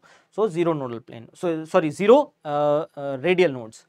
In this particular case of 2s, you can see there is a region inside, spherical region inside the entire sphere where the finding probability of electron is actually 0. This corresponds to radial node. In this case, you have 2 radial nodes. This is the basic idea. And you can calculate the entire part with the help of a very simple calculation, which is n minus l minus 1. Now you know the meaning of n minus l minus 1. You can simply put the values to get the final answer. Okay. In the same way, we have angular node, or we are talking about the nodal plane. So basically the plane in which the probability of finding electron is actually 0 is your nodal plane, or I can say angular node. So in this case, you can see for 2px, this is the region in between the axis. I can draw it very simply. So let's say this is your x, this is your 2px. So you can see there is a plane on this particular part where the finding probability of electron is actually 0. That corresponds to your angular node, and the value of angular node, always remember, depends upon the value of L. Okay, so you know that radial node is basically n minus l minus 1, angular node is basically L. So total nodes are basically radial node plus angular node. That will be n minus l minus 1 plus l. So total nodes are n minus 1. I hope this part is clear. I hope this entire part is clear. Formula is already given to us, so we know. Now next part is your magnetic quantum number, which talks about the actual orbital part, orientation of the orbital basically. So this quantum number gives the idea about the orientation of subshell and number of orbitals in the given subshell. This can be represented by simply m or ml, because again the values of m depends upon the value of l. That's why we have this ml. Now under the influence of magnetic field, each subshell further subdivided into orbitals. Now you know that we were talking about two effects, Stark effect as well as Zeeman effect, and I told you that with the application of magnetic field as well as electric field, the spectral lines are going to split together. Now why there is a splitting? Because we are talking about only shell or subshell. In the subshell, when I am applying the magnetic field, definitely in that case these lines are going to subdivide it into their orbitals. So that's why you can see the splitting of spectral lines. So that's the reason. That's the only reason. I hope this entire part is clear. I hope now all your doubts are cleared. Okay. Now for every specific value of L, ML values are minus L to plus L. It means total values are 2L plus 1. Total values are basically 2L plus 1. If you know the entire part, now the thing is very clear, because we have only one part left, which is spin quantum number. And in case of spin quantum number, it always talks about the spin of the electron. It can be upside or it can be downward side. It means it can be clockwise or it can be anti-clockwise. So we have arbitrarily decided to give these values as a positive as well as negative. Positive corresponds to clockwise, negative corresponds to anti-clockwise, and the arbitrary values which have given are basically plus half and minus half. So always remember, you may ask like why these values are like this. It is the arbitrary consideration that values are plus half and minus half. Plus and minus means clockwise as well as anti-clockwise rotation. Spin angular momentum you can also determine, which is s plus 1 upon h upon 2 pi, and total spin you can talk about, which is 1 upon 2 multiplied by total number of unpaired electrons. So remember these two formulas, they are very much required. Okay. Now after completing the entire part, it's time to discuss some questions. Okay, which of the following set of quantum number is permitted? So we have to find out which quantum number is actually applicable, which can be allowed. So in first case n is equal to 3. So L values are 0.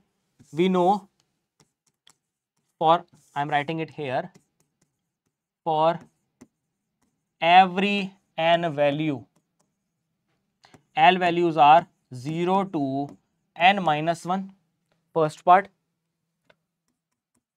For every L value, ML value is minus L to plus L including 0, and MS value will be plus half and minus half only.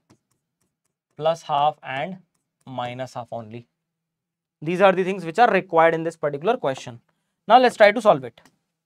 First part, n is equal to 3. L can be 0, 1, 2. Definitely this is allowed, this is allowed. ML minus L to plus L, minus 2, allowed.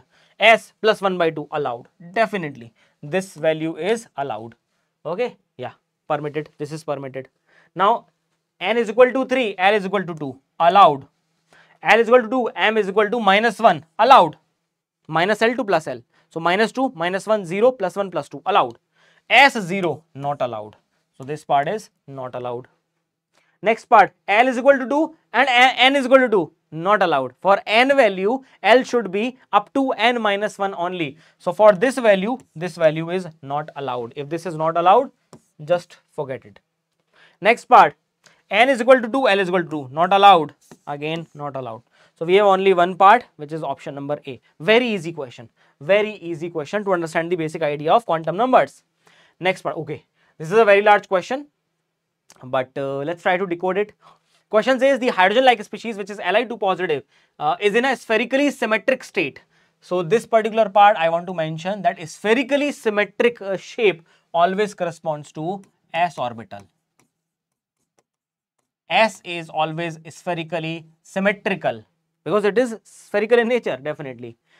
State S1 with one radial node. Okay, so in this case, one radial node. So we are talking about the first part, that Li2 positive is present in state S1, which is spherically symmetric. It means we are talking about s orbital. For s orbital, L is always 0, first part, L is always 0, and it has one radial node. One radial node. means n minus L minus 1. N minus L minus 1 is actually equals to 1. L value is already 0. So I can say n minus 1 is equal to 1. So n is equal to 2. It means this spherically symmetric state is actually 2s. Very easy part. Okay. Upon absorbing the light, the ion undergoes a transition to a state S2. Then upon transition, if I am providing the light, definitely it changes to state S2. Okay. And S2 has one radial node. It has one radial node again. But in this case, and its energy is equal to the ground state energy of the hydrogen atom. It's a very interesting thing. This question is definitely from advance. So basically it simply says that for hydrogen atom, that we know that En is equal to minus E naught Z square by N square. Okay, Z square by N square. And ground state energy of hydrogen means we are talking about N is equal to 1. For hydrogen, this is Z is again 1. So this is for H atom only. So we know that in that case, E of the ground state will be equal to minus of E naught. Okay, for hydrogen. Now the same thing for lithium, Li positive, whatever En we are considering is basically equals to E naught, or I can say minus E naught, which is the energy of hydrogen, and I can write it as E naught will be again in terms of hydrogen using the Bohr model, that will be minus E naught Z square by N square. N I don't know, but this Z I know. For lithium, the Z value is 3, so it will be 3 square, and we know that minus E naught 3 square upon N square, which is for lithium, is equals to the ground state of hydrogen, which is minus E naught. So I can cancel out this entire part. From this I can say that N will be equal to 3. So now N is clear. In this case, one radial node and N is equal to 3 already given. So N 3 is already known. Radial node means N minus L minus 1 is equal to 1, because one radial node is present. So N value is 3.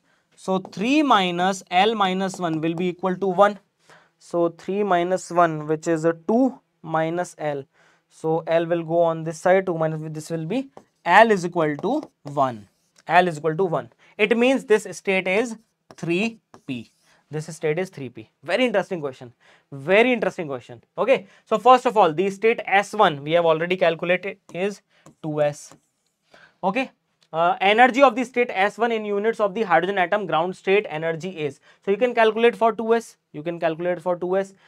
Basically, we are talking about lithium 2 positive, where N value is basically 2. So we can say that E2 will be equal to minus E naught Z square, which is 9 by N square, which is 4. So that will be minus 9 by 4 E naught in terms of hydrogen. That part is clear. Okay. You can put the value if you want to calculate in terms of hydrogen. That will be minus 13.6 electron volt per atom. So multiply the entire part by 9 divided by 4. That will be your answer. And the orbital angular momentum quantum number of the state S2 is. So angular momentum quantum number, which we know is the azimuthal quantum number. So that value is basically L is equal to 1. We have calculated. Very interesting question, very elaborated question. I hope this entire part is clear. Just have a look at it and then we'll proceed.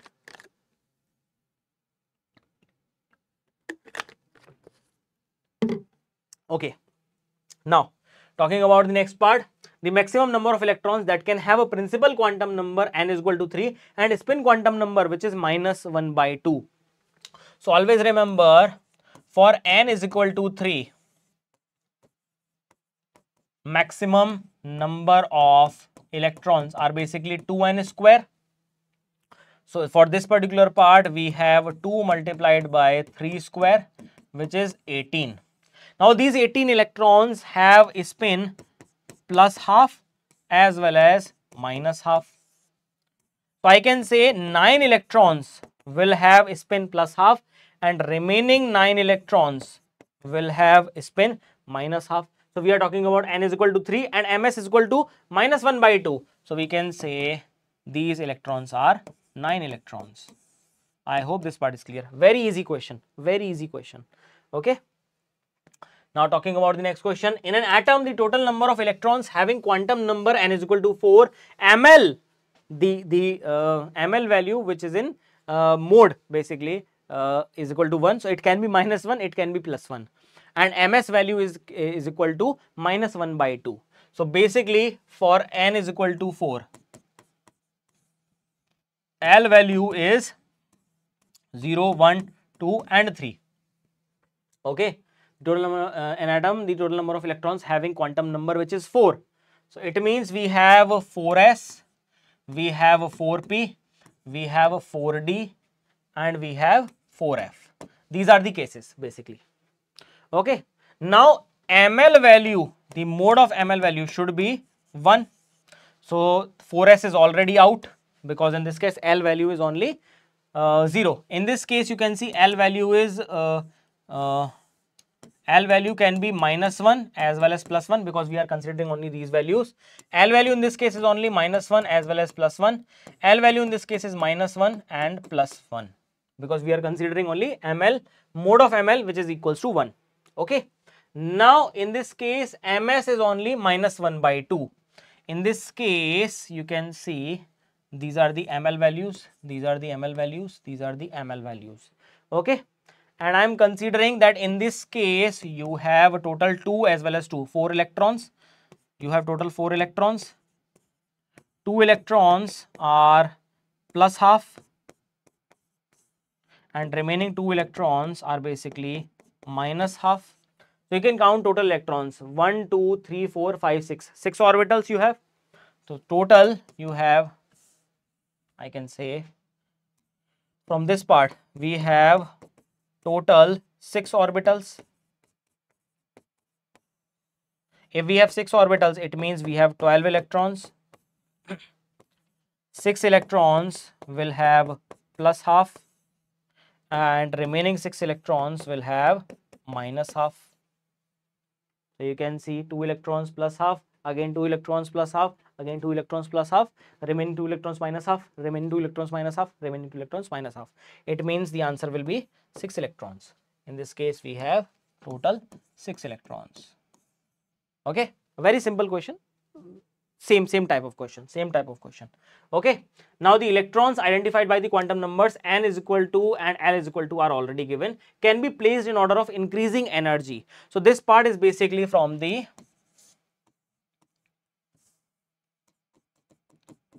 filling of electrons in an atom. Okay, I am giving you this question as your homework. But I'll try to explain the entire part, like what are the rules required for the filling of electron. That part we are going to discuss first, then we are going to proceed for the next part. So you can do this question by yourself. First of all, n is equal to 4, L is equal to 1, means 4p. N is equal to 4, L is equal to 0, 4s. N is equal to 3, L is equal to 2, 3d. N is equal to 3, L is equal to 1, 3p. Okay, so these are the orbitals. I already told you as a hint, but the entire part, how to use their energy increase order, that part we are going to discuss just now. Okay. Okay, so which is the first part? So basically whenever you are writing the electronic configuration, you need 3 rules. First one is Aufbau's principle. Next one is your Hund's rule of maximum multiplicity, and last part is Pauli's exclusion principle. If you know these things, then the entire portion is good to go. First part is basically the meaning of this Aufbau's principle is basically a German word which is Aufbaus, that is the meaning of building up. So you are arranging the orbitals in their increasing order of energy. That is the basic idea. So building up. According to this principle, in the ground state, the atomic orbitals are filled in order of their increasing energies, and that is the ground state of the electrons occupy the lowest energy orbitals available to them. So this is the most important portion. It means you are arranging the orbitals in increasing order of their energy, just like the previous question, which we were discussing. So for example, there are two rules which are required. First one is n plus L rule, and next one is lowest value of n. So what is the meaning of n plus L rule? You have to calculate the value of n plus L. Lowest value will have lowest energy and filled first. Okay. It may be possible that n plus L values are same. If they are coming same for certain cases, then what you have to do? Check lowest value of n, which is your principal quantum number. So I guess we have discussed this particular part. Now it's fair to discuss this question first. So first part is n is equal to 4, L is equal to 1. It means A part is basically your 4p. B part, n is equal to 4, L is equal to 0, means 4s. C part, n is equal to 3, L is equal to 2, means 3d. Because L is equal to 1 corresponds to P, L is equal to 0 corresponds to S, L is equal to 2 corresponds to D. And last part, n is equal to 3, L is equal to 1, which is 3p. Now in this case, n plus L will be 4 plus 1, which is 5. In this case, n plus L will be 4 plus 0, which is 4. In this case, n plus L will be 3 plus 2, which is again 5. So you can see this 5 and this 5, they are same. Next part, 3p, again we have n plus L, which is again 4. So these two and these two are exactly same. Now how to arrange? Because these values are same. So in that case, first check lowest value of n plus L, which is in the case of this as well as this. So we have checked these lowest values are same. Then check the lowest value of n. So in case of 3p, n value is 3. For 4s, this is 4. So I can say 3p has minimum energy, then we have a 4s. Now these two are 5 as well as 5. But in this case, n value is 3, n value is 4. So I can write it as 3d and 4p. This is the energy increasing order. I hope now the application part is clear. Okay. So in this particular case, you can write it as 1s, 2s, 2p, 3s, 3p, 4s, 3d, 4p, 5s, 4d, 5p, 6s, and so on. But if you are not familiar with this particular part, like I have to mug up everything. So in that case, try to make this type of arrangement. First, write down 1 to 7s. 1s, 2s, 2p, 1s, 2s, 3s, 4s, 5s, 6s, and 7s. Then start with the 2p. 2p to 7p. Then write down 3d to 6d. Then write down 4f and 5f. And now move diagonally. 1s, then move backward. 2s, then move backward. 2p, 3s, then move backward. 3p, 4s, then move backward. 3d, 4p, 5s, then move backward.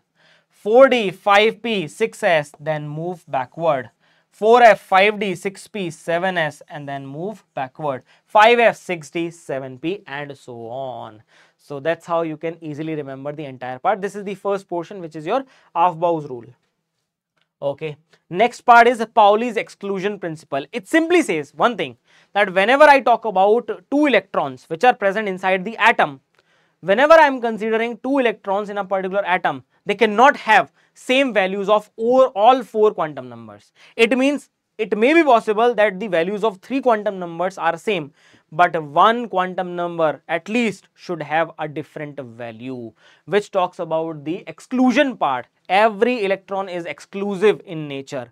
It means it can have at least 3 quantum numbers which are same with another electron's quantum number, but one quantum number is going to be different in every case.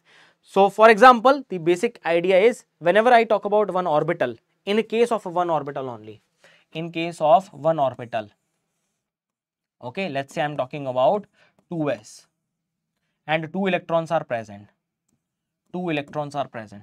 I can say in this case for 2 electrons, n value is 2, L value is 0, ML value is also 0, but their MS value is either plus half as well as minus half. It means they can have a 3 values same, but at least one quantum number is going to have different value. That's why whenever you write down this entire orbital representation, you always use this type of notation.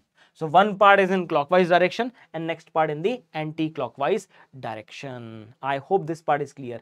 So in an atom, any 2 electrons may have 3 quantum numbers identical, but the 4th quantum number must be different. That is the basic idea of your Pauli's exclusion principle. I hope this entire part is clear. I hope this part is clear. In the same way, you can say the maximum capacity of electron in a shell. We know that in a particular shell, the maximum capacity is a 2n square. And in the same way, the maximum capacity of subshell is a 2 into 2l plus 1 electrons. This part we have already discussed in the quantum numbers. So nothing new, nothing fancy. Okay. In the same way, it talks about the correct representation of the electrons. So always remember the correct representation is always like this. One will be in upward direction, one will be in downward direction. 2 electrons cannot have same spin, either upward or either downward. This particular part is not at all possible. Okay, I hope this part is clear. I hope this part is clear. And that's why one orbital can only accommodate maximum 2 electrons. It can only accommodate only 2 electrons. So this is the basic part related to the entire portion. I hope up to that part everything is clear to everyone.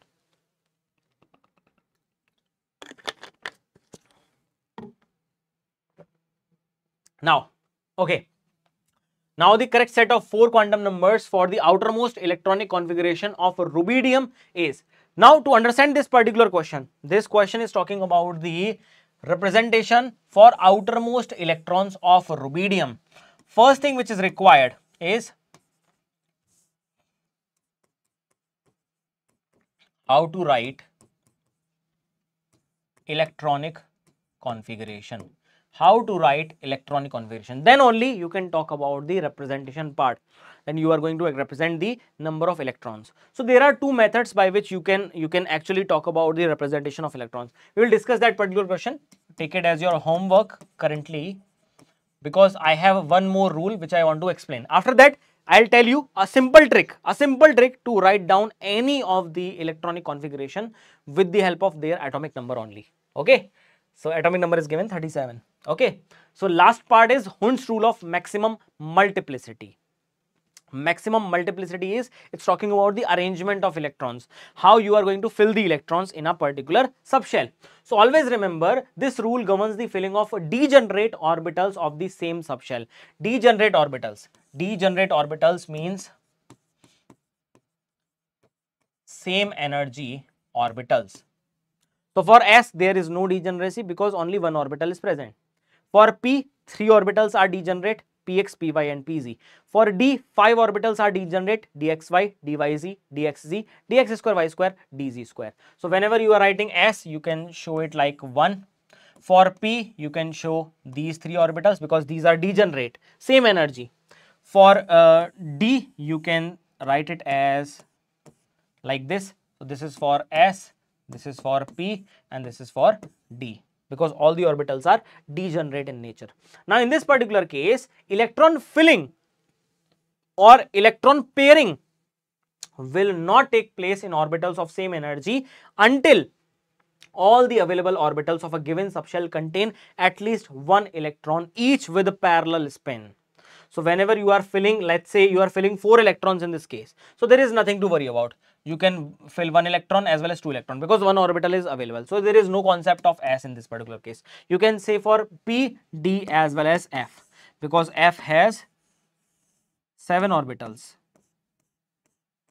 1, 2, 3, 4, 5, 6, 7. Yes. Now, if you are filling 4 electrons in P, so you can say that I am filling 1, 2, 3. First, I am filling everyone half filled with same parallel spin. Then I am going to pair up like this. I cannot write it down like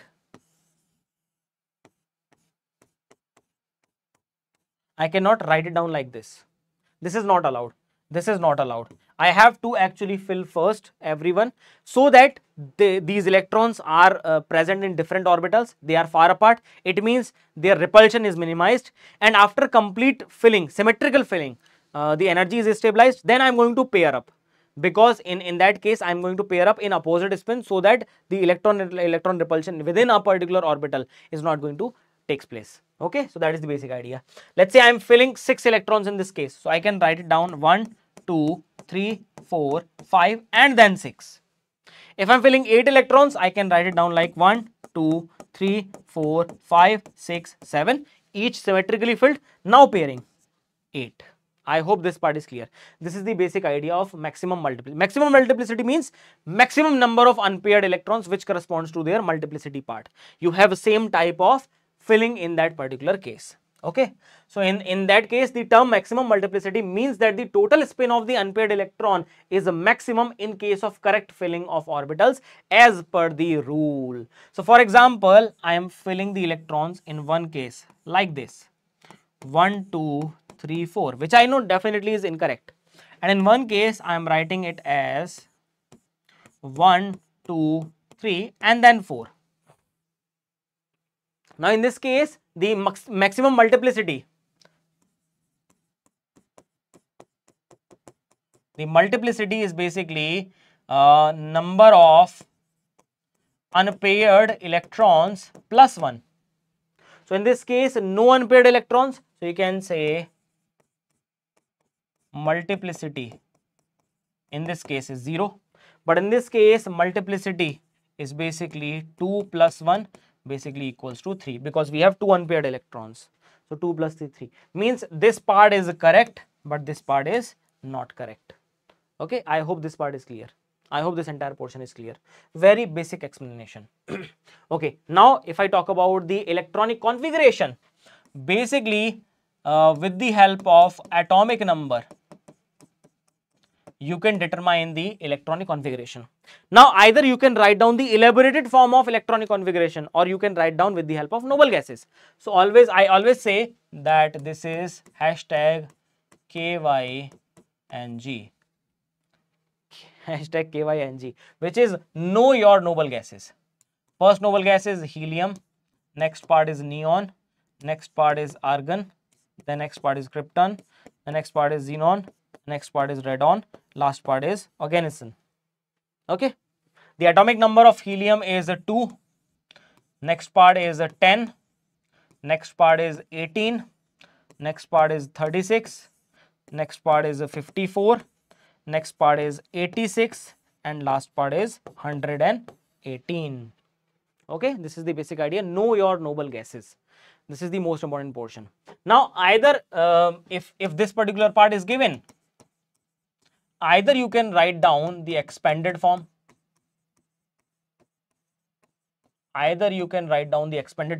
or you can use the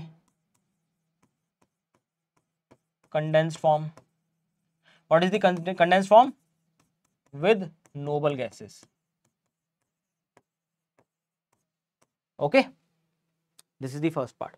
So, for example, if I am talking about the configuration of nitrogen, let's say, I can write it down as 1s2, 2s2, 2p, 3. So, energy wise 1s, 2s, 2p, 3s, 3p, Aufbau's rule. Then maximum 2 electrons and remaining electrons are only 3. So, it has a Z value which is 7. Let's say I am talking about chlorine. In this case, Z value is 17. So, I can write down 1s, 2s, 2p, 3s and 3p. Let's find out. So, 1s2 maximum, 2s2, 2p6, 3s2. 3s2. So, you can say 6 plus 2 plus 2, 10 plus 2, 12. Remaining are 5 in this case. So, that's how you can write down the expanded form. Just like that, if I talk about the rubidium having Z value which is 37, so I can say that value will be 1s2, 2s2, 2p6, 3s2, 3p6, 4s2, 3d10. So you can count the electrons in this particular case, which is 10, 10, 20 and 30. 30 are already done. Then we have a 4p6, 36 are already done. Then we have a 5s1. So this is the elaborated form. Now this is the configuration for rubidium. So let's try to solve the equation. Okay. So for rubidium, if I am writing the configuration, rubidium, it's 1s2, 2s2, 2p6, 3s2, 3p6, 4s2, 3d10, 4p6, 5s1. Okay. The last electron, outermost electron, will be the electron which is present in the outermost shell. Now the outermost shell, always remember, is known as valence shell. Outermost shell having maximum value of n is your outermost shell, valence shell. That shell which is n minus 1 is basically known as your penultimate shell. The shell which is n minus 2 is known as your anti-penultimate shell, and that part will be required in the periodic classification. Okay. So in this case, this is the outermost, or I can say valence shell, means maximum value of n. Okay. So we are talking about 5s1. Now in this case, I know this 5 represent n, which is 5 in this case. This s corresponds to L, which is 0. For L is equal to 0, ml will always be 0.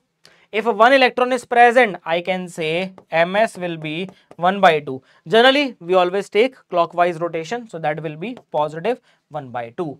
So I can say that will be 5, 0, 0, 1 by 2, which is option number A. That is your answer. That is your answer. Okay. So you can see, like, we have done it again. Now, next part is very interesting. Let's say in this particular case, I don't know the expanded form. I am very much confused. So can I use these noble gases? Yes. In that case, always remember, if the atomic number is given, what you have to do? You can write the electronic configuration of any of the element as nearest inert gas. Then you have ns, np, n minus 1 d, n minus 2 f. You can write it down like this. This is a basic trick which will work on most of the elements of S, P, in some cases D also it will work. So let's say in this particular case, X element is nothing but rubidium having Z value which is 37. So how can we write? I just need to know the noble gas. So the nearest noble gas is basically krypton, which is 36. So if I am writing it as Kr, it means I have already filled 36 electrons. Part is done. Now next part is how to decide this n value, because this is the only thing which is unknown. If I know this n value, then I can talk about everything. Now this particular part, you can see this is n value which is first, n value which is 2, n value which is 3, n value which is 4, n value which is 5, n value which is 6, and n value which is 7 in this particular case. So krypton, up to krypton, n value was 4. 37 means n value should be 5. So I can start with 5s, 5p, 5 minus 1d means 4d and 3f. We know 3f is not allowed, because for the value 3f, why 3f is not allowed? One more question. Why 3f is not allowed? Because n value is a 3, means L value can be 0, 1 and 2. Means it can be S, it can be P, and it can be D only. So for n value up to 3, you have S, P, D, not F. That's why this value is not allowed. I hope now your doubt is clear. Okay. So now 36 electrons are already filled. We need one more electron. So I can only fill this one part. So rest of the part is already 0. So the configuration becomes very simple, which is Kr 5s1. So this is another method by which you can write down the electronic configuration by yourself. Take another example. Let's say I'm considering any element y is equal to 82. I don't know what is the actual element, but I can write down with the help of same configuration. So for 82, know your noble gases. For 82, the nearest noble gas is 54 because 82 is before 86. So I cannot include 86. I can include xenon in this case.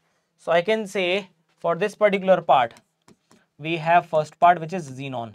So I have already filled 54 electrons up to xenon. Now I have to decide the n value.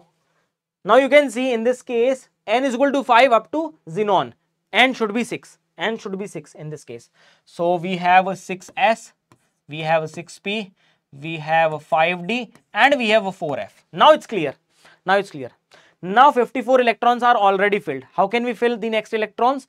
Now I need to use n plus l and lowest n. I need to use these two parts. So for 6s, n plus l is a 6 plus 0, which is 6. This part 6 plus 1, 7. This part 5 plus 2, 7. For this part 4 plus 3, 7. Again in this case 7, 7, 7. So I need to use lowest n, but this value is already lowest. It means 54 electrons are filled. 2 here, 56. Done. Next part, lowest value of n means 4f. In 4f you can fill maximum 14 electrons because the 7 orbitals are there. So 14 electrons filled. Then 5d, 10 electrons are also filled. So you can see 54 plus 2, 56 plus 4, 60, 10, 70, 10, 80. 80 electrons are already filled. Last part is 2, which is 6p2. So you can write down the configuration very easily. That is in this case will be, if I'm writing it as, yeah, it's already done. It's already done. You know each and every part. So that's how you can deal with the configuration with the help of your noble gases. If not, you can write down the expanded form, but it will take certain amount of time. Okay. Now last part. In case of ions, just remember one thing, that you can change the number of electrons. If a positive ion, electrons are lost.